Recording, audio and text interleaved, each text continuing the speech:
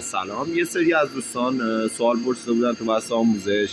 حقیقتا من تو بحث آموزش اصلا دخالت نمی‌کنم و نهایتا یکی دو نفر، اونم با توجه شرایطی که حالا شخص باید داشته باشه، حالا من به عنوان شاگرد میپذیرم و حالا صرف قصدش آموزش میدم، اما خیلی به صورت محدود و